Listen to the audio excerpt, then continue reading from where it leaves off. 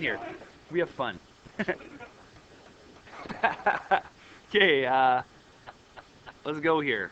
Analyzing forces.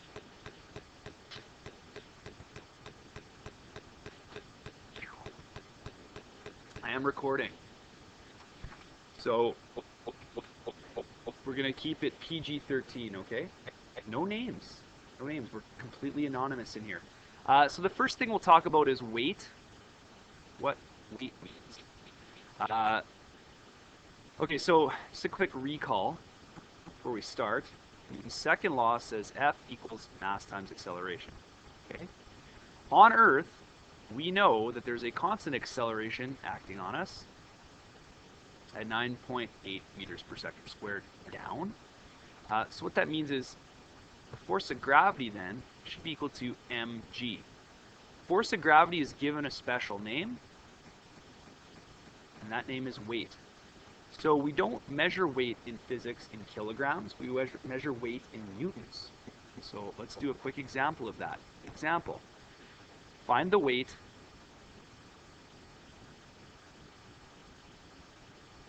of a 10 kilogram block. Perfect. So weight equals mg. This is the way that it will be written in your data booklet. Weight equals mg. But it's just the force of gravity is mass times g. So 10 kilograms times 9.8 meters per second squared, we get 98 newtons. The weight is 98 newtons. Now remember, 98 newtons is a vector, right? So which way does weight point? Down. So there's numerous ways you can write that. You can write it as negative 98 newtons. That sounds a little weird to say you have a negative weight. I just like to say 98 newtons down. Okay. Now we need to differentiate. Is that the right word? Differentiate? Yeah. Sounds like I said it wrong. But differentiate between real weight and apparent weight. So apparent weight's a bit different. Have we talked about this before? No? Okay, so apparent weight is based on the normal force. Okay? So just a little quick recall.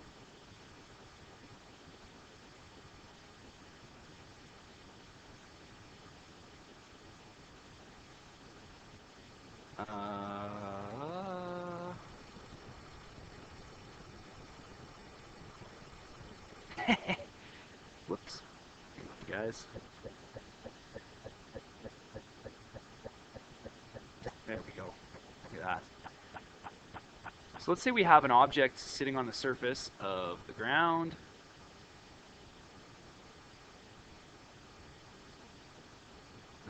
Nope. It's harder than it looks. Okay. There we go.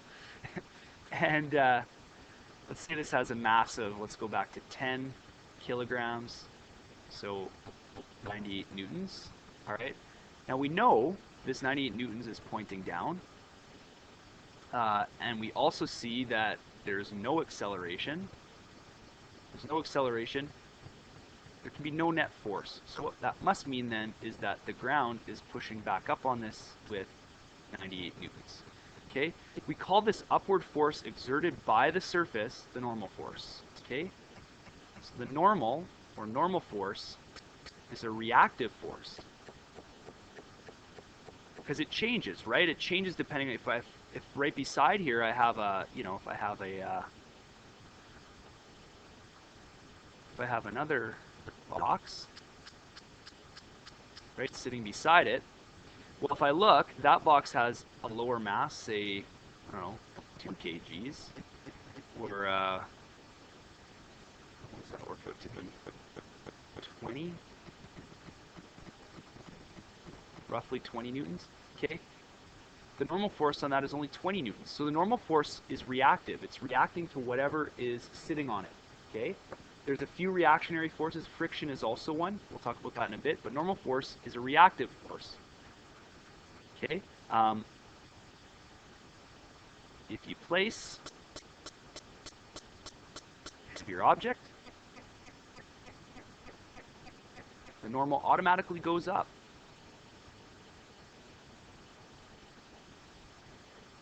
And the question is, how does it work? How does the normal force work? Can anyone explain that to me? What is the basis of the normal force? Yes, Brad. Okay. Okay. Good. So this is an example of Newton's third law, action-reaction, for sure. But what is the source of this upward force? What's causing it? Yeah. Student Y. Good. Good. It is electrostatic repulsion. Static. Spelling is hard. Electrostatic repulsion between the bottom of the box and whatever surface it's sitting on, right? Just remember, atoms look basically more or less like this. And if we get these close enough together, they will electrostatically repulse away from each other. That's meant to be a lightning bolt, okay? So they're resisting passing through one another. Remember, if we want to think about it, atoms are roughly about as empty as the solar system, give or take. Okay, so they're pretty empty. So you can imagine if you were to say, jump through the solar system, it's very unlikely that you would hit anything, right? Atoms are very similar. They're mostly empty space. You've got a tiny nucleus in the center that's positively charged, and way out here somewhere you have some electrons zipping around. So really, maybe if you didn't know anything, you would think, well, this matter should just pass through that matter, just like, if I say say we each threw like a handful of sand at each other, right? My handful of sand would essentially pass more or less through your handful of sand without probably hitting too much. This is kind of what matter is like. However, the difference between sand and atoms is sand is not charged, right? Sand does not resist other sand coming near it, whereas matter does. And thank goodness, because otherwise you'd fall right through your seat, you'd be walking through the middle of walls, and all sorts of strange things would happen to you, right? Are you with me? So this is the norm force. So where does weight come in? Well, weight is aimed down, normal force is aimed up. Apparent weight is equal to normal force. So when you sense your own weight right now, consciously think about your chair interacting with your butt and the back of your legs, right? What you feel on your butt is your weight, right? Technically your weighting is down. It's normal force that you're feeling is your own weight. Let's say I whip the chair out from under you.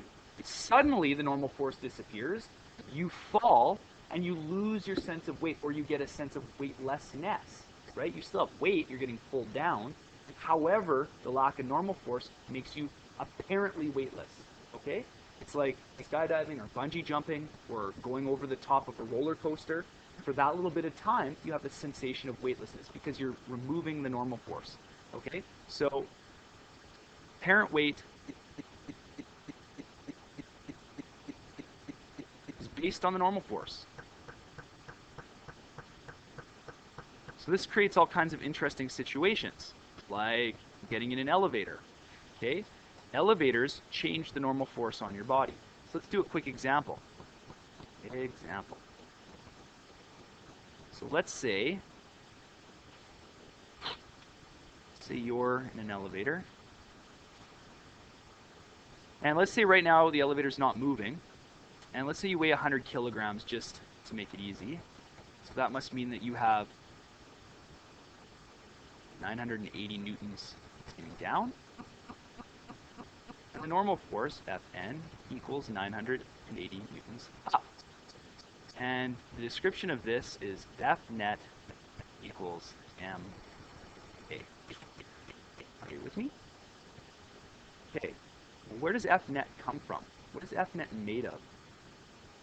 It's made of two things, isn't it? There's zero acceleration, so there's zero F net. But what does F net come from? Because there are forces there, just the net force must equal zero at this point when this isn't moving. What's it made of? Okay, so weight plus normal, right? Weight plus normal. Weight is negative 980 newtons plus normal is 180 newtons up. Sum of that equals 0. Okay? So what happens if all of a sudden we take this situation, we take this elevator, and we start accelerating it down at, I don't know, 2 meters per second squared? Now what's going to happen, do you think? There would be less normal force, absolutely, and you would feel slightly lighter. Your apparent weight would drop. Okay? What's the math on that look like? Can we think about how we would do the math on that? Anybody? Anybody? Yeah, well, fair enough. Fair enough. Okay, so the normal force has gone down. Let's see here. What's the best way to talk about this? Okay, so just continuing with this. So here's what we had before, right? Here we have weight plus normal. Now what's happened is our normal force must have decreased. So how we're going to kind of work this out is we're going to say weight plus our new normal force should be equal to our mass times our acceleration. Okay, so weight is still negative 980. Okay, plus normal force equals m times a. So your mass was 100 kilograms. Your acceleration is now 2 meters per second squared. You get a 2. And so you get negative 980 plus your normal force equals negative 200 newtons. And so n then should be equal to negative 980 plus 200. The new normal force on you should be negative 480 newtons. Okay? So the normal force has dropped. Now this, since you're sensing, sorry, 70. 780.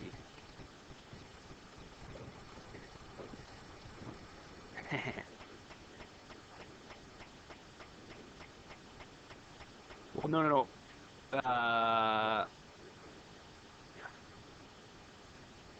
Yeah, you should end up with a lower. Oh, sorry. Actually, sorry. That's wrong. This should be pointing upwards. It should be positive. Yeah. So this should be negative as well. So negative 2. Yeah, that's right. Sorry, we should add 980 to the negative 200, and it should end up being positive 780. Okay, sorry, positive minus. I just did that wrong. It should be positive 780. So the normal force you now feel is not 980, it's only 780. So you apparently have less weight based on the normal force. Okay, does that make sense? There's actually a bit of a shortcut too that's sometimes a little bit simpler. So weight apparent equals m g plus or minus the acceleration. Okay, that's another way to do that.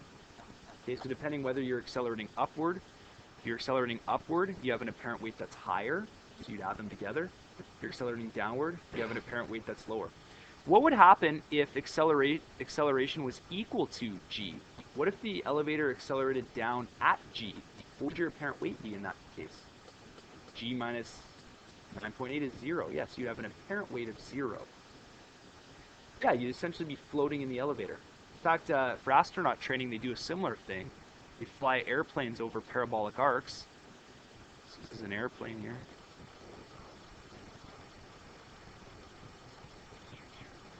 And while you're traveling over the arc, essentially you're following a parabolic path, just like if you threw a baseball, and you're weightless inside this airplane.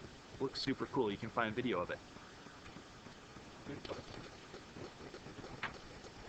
Okay. Okay, let's talk again, and I think we did before, but let's talk about free body diagrams one more time. Did we talk about free body diagrams? A little bit. Okay, so free body diagrams are just ways of showing all of the forces acting on a body or an object. And probably the best one that shows multiple different forces might be something like a helicopter. So let's say a helicopter's flying along straight and level, If it's flying along straight and level, what is the net force on it? Yeah, F net must be equal to 0. If there's no acceleration, F net must equal 0. However, we realize there's got to be weight, right? So to counteract weight, we have rotors, yeah, which provide lift. We're traveling forward. We must have some, we'll call it FA, accelerating force. And equal to that, we must have a drag force, okay? So this is what we call a free body diagram. So it basically shows the forces from a central point.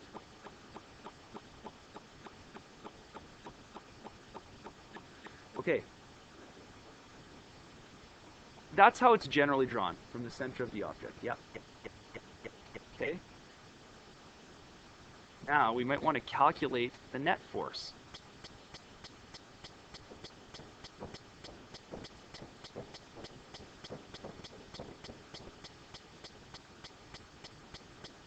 So to find net force, you must add the vectors. How? How do we add vectors? What's our rule for adding vectors? The word for it, tip to tail. Good. So for something with a net force of 0, like we have on this helicopter, let's just look at all those forces. So we have, let's say we have FA, and then we have FG, and then we have FD, and then we have our lift force, FL. So measuring from the start to the finish leaves us at the same place. Hence, F net equals 0. What if we're accelerating forward? Well, in that case, we might have something like this. We might have that. Still have FG. So there's FA. FD might only be this long. And there's your lift. So if you look, here's our start. Here's our finish. We have a net force equal to this. So we will be accelerating forward based on this net force, F net equals ma. Okay? That's the general principle behind vector addition. Okay? This is a simple example. We can definitely find more interesting or tougher ones if we want. So for example,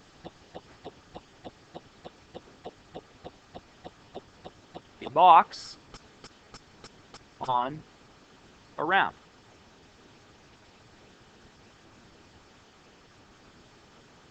So let's say we have some ramp. This. Okay. Okay, what's going on?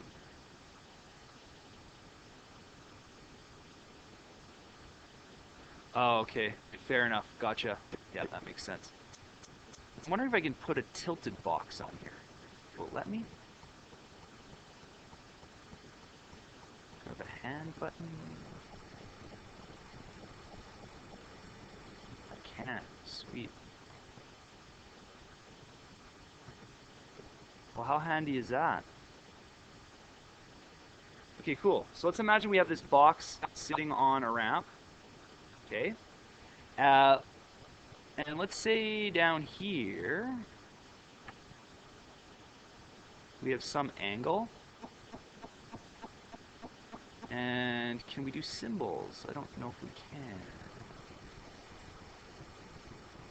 Can we do symbols? Oh my goodness, we can do symbols. What I'm looking for is a theta. Boom. Look at that. Cool. Looks pro.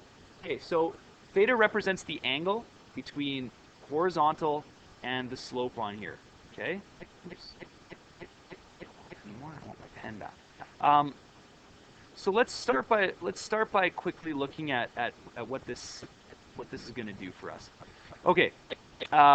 normal force in this scenario, normal force is always perpendicular to the surface. Okay? So we can draw our normal force in first. Except let's not make it black. Hello? So there's a normal force there. Okay?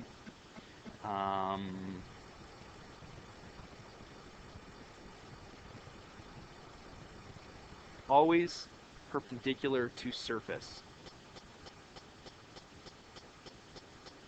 You guys know that symbol for perpendicular? Always perpendicular to the surface. Okay. We also have gravity, which is always going to point straight down. Okay. And we know from experience that somehow we're going to have a force that works in this direction. Okay? Now the question is, how do we get this force? Why do we know there must be a force in this direction? Why do we know that? What would happen to this if we made this an icy surface? What would happen to the box? It would accelerate down, right? So we know there has to be some force in that direction. So the question is, how do we justify that there is this force? This is a real force. This is a real force. This is a composite force. It doesn't actually exist in the sense that there's something pulling it down the slope. It must be composite from the other ones. How do we get it? What do you think we do? What if we add these two tip to tail? All of a sudden we have a resultant force that aims down the slope. Okay? Now this is not, for whatever reason, exactly how it's drawn in physics. Okay? What you do, actually, and I'm not sure why this is the convention, but you actually would draw it in this way.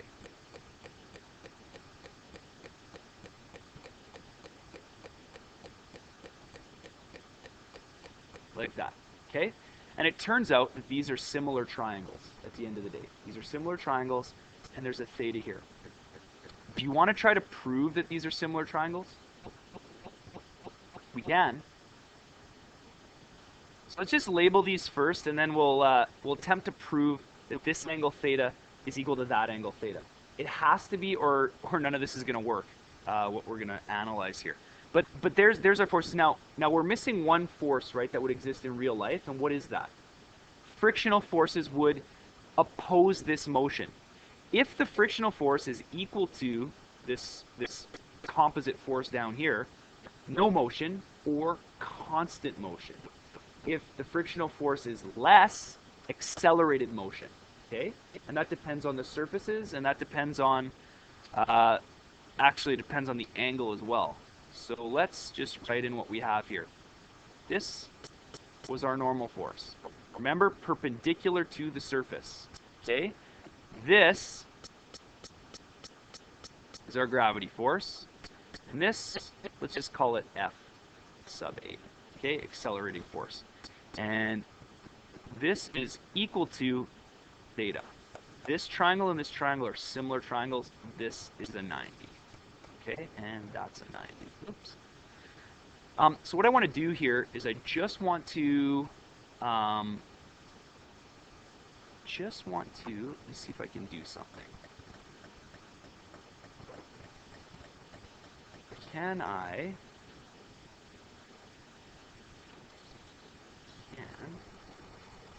cool. There's a few things I want to do here. I want to,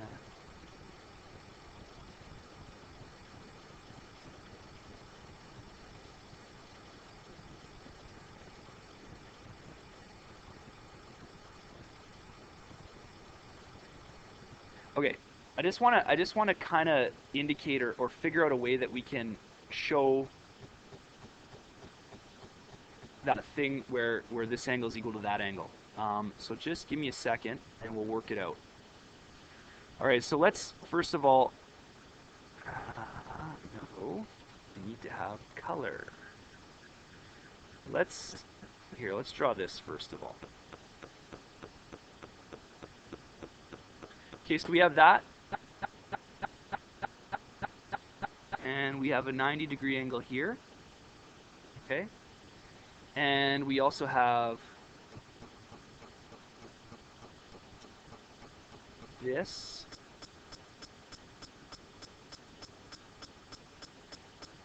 Okay, so we also have a 90-degree angle here.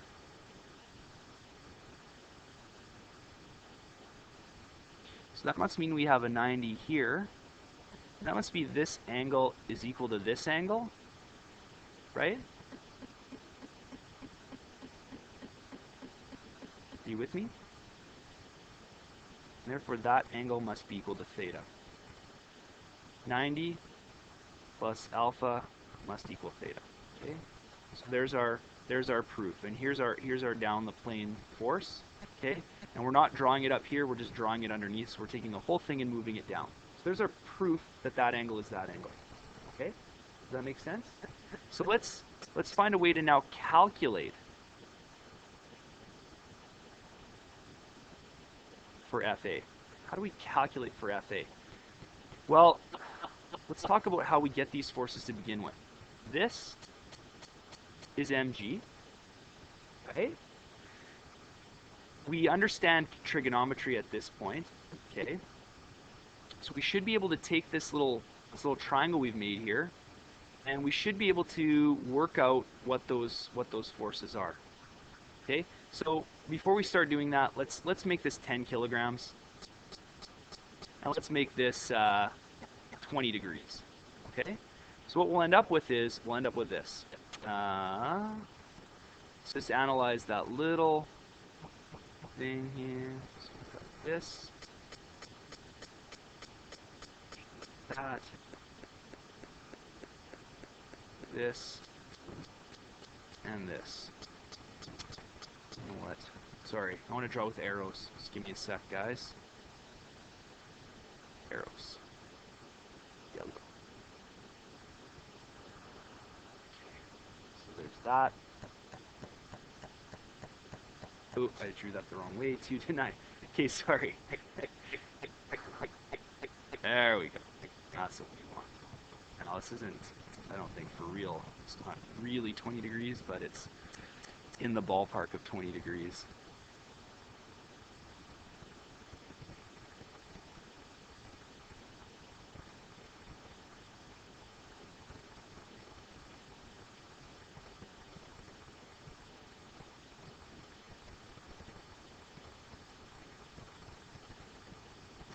Okay, so there's theta. Now this downward is our force of gravity. Okay, so we can say then that Fg equals mg, right? This is our force of gravity right here. Fg equals mg. In this case, we said I think the mass was 10 kilograms times g. So we should get a downward force of 98 newtons. Okay, so 98 newtons there. We also said that this was a 20-degree angle. This is the normal force. So the normal force is related to this, right, via the cosine. This is the adjacent angle. So what we can say then is this should be equal to mg cos of theta. Are you with me on that? If you're not sure why, okay, our hypotenuse is Fg, right? And remember that cos of theta is equal to adjacent over hypotenuse, right? Or adjacent should be equal to cos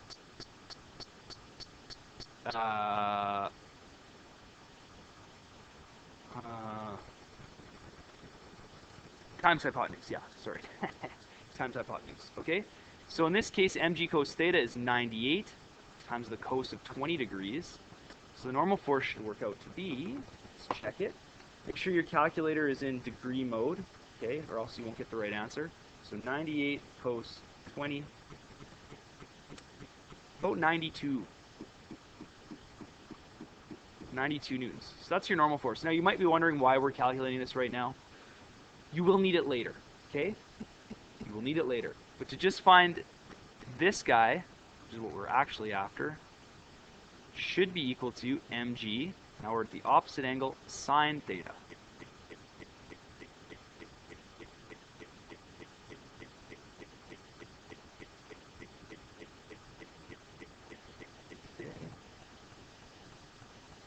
With 33.5 newtons.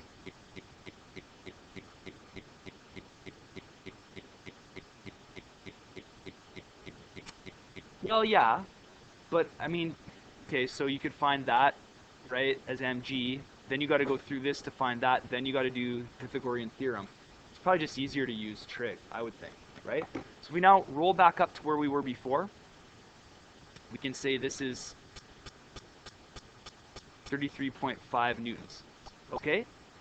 If there is no friction, how would I find the acceleration of this object?